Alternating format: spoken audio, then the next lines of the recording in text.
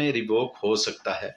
अब इसमें जो बेसिक जजमेंट है वो PLD 1991 सुप्रीम कोर्ट 466 है, जिसमें ये प्रिंसिपल सेट किया गया कि अगर फादर अपने नाबालगान को या हस्बैंड अपने वाइफ को कोई गिफ्ट कर दे तो वो गिफ्ट किसी सूरत में भी रिवोक नहीं हो सकता। इसमें एक और जजमेंट है PLD 2010 सुप्रीम कोर्ट 569 है। ये जजमेंट है। इस जजमेंट में भी ये हुआ, ये बेसिकली हुआ ये था कि इसमें उसने कहा जी कि मैंने ये प्रॉपर्टी मेरी थी, ये बेनामी के तौर पे चैलेंज की गई थी। हस्बैंड ने कहा ये प्रॉपर्टी मेरी है, मैंने अपनी वाइफ के, अपने नाबालगान के और वाइफ के नाम पे कराई थी और इसका सारी पेमेंट मैंने की थी। अब इसमें देखें, याद किया रखें, जब भी कोई ऐसी प्रपोजिशन हमें कोर्ट में आती है और कोर्ट हमें कहता है जी आपकी तो ये अगेंस्ट है इस जजमेंट के, तो ब्लाइंडली ट्रस्ट ना किया करें। आप उस जजमेंट को लें और जजमेंट को लेके पढ़ लें। सपोज मैंने एक बेनामी का केस किया, बेनामी का केस फादर की तरफ से बच्चों का था। अब देखें, अगर फादर ने ये गिफ्ट किया होता तो फिर बात अलग थी। गिफ्ट और बेनामी में फ़र्क है।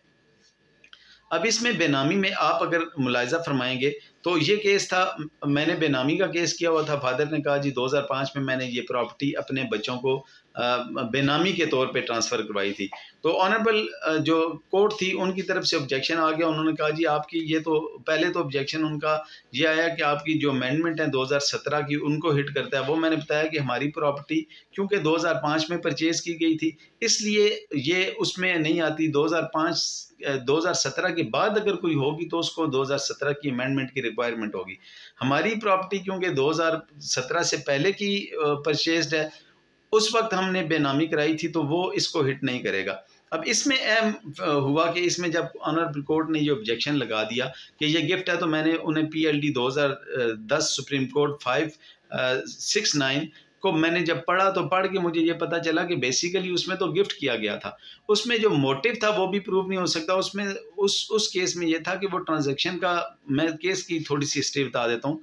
उस केस में बेसिकली PLD 2010 सुप्रीम कोर्ट 569 में ये हुआ कि हस्बैंड ने ये कहा कि ये प्रॉपर्टी मैंने अपनी बीवी को बेनामी के तौर पे जमा कराई थी, इस प्रॉपर्टी की सारी पेमेंट मैंने दी थी।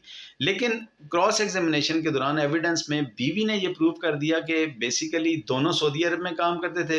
हस्बैंड ने भी कहा मैं और मेरी वाइफ सऊदी अरब में काम करते थे, लेकिन हस्बैंड अपने कोई भी मुलाजमत का कोई सबूत पेश नहीं कर सका, ना ही इनकम का सोर्स पेश कर सका।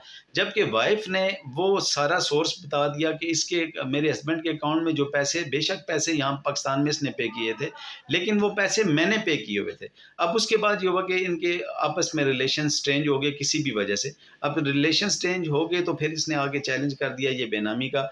इसमें ऑनरेबल सुप्रीम कोर्ट ने ये करार दिया कि क्योंकि बाप अपने बच्चों पे को ये गिफ्ट कर चुका है तो बाप अपने बच्चों को दिए गए गिफ्ट को रिवोक नहीं कर सकता।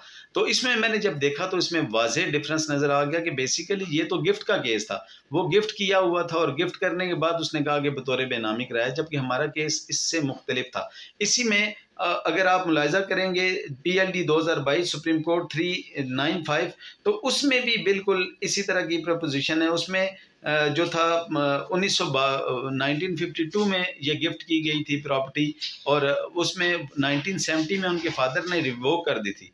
अब उसके बाद जब वो रिवोक की तो ये पता चला कि क्योंकि उसने अपने माइनर्स को किया, फिर ये वो सूट फॉर डिक्लेरेशन फाइल किया गया, जो अल्टीमेटली ये डिसाइड इसमें कोर्ट ने किया कि अगर बाप ने अपने बच्चों को गिफ्ट कर दी है प्रॉपर्टी तो वो वापस नहीं करेंगे। और इसी में ये हेल्ड हुआ कि बाप का जो पोजेशन है वही बच्चों का पोजेशन होगा। तो इसको कंक्लूड करने के लिए मैं सिंपली दो तीन चीज़ों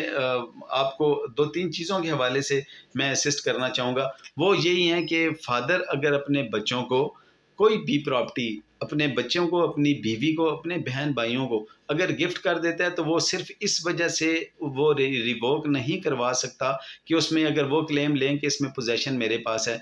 फादर का ही पोजेशन बहन भाइयों के लिए, हस्बैंड वाइफ के लिए, और बच्चों का पोजेशन फादर का पोजेशन या फादर का पोजेशन बच्चों का ही पोजेशन होगा। उसमें मैंने एक्सेप्शंस बयान कर दी कि अगर ये सूरतें नहीं पाई जाती तो उसके बाद रिवोक हो सकता है। लेकिन बाप अगर एक दफ़ा अपने बच्चों को कोई भी प्रॉपर्टी गिफ्ट कर दे तो वो वापस नहीं ले सकता, उसका गिफ्ट जो होगा वो रिवोकेबल नहीं होगा। Thank you.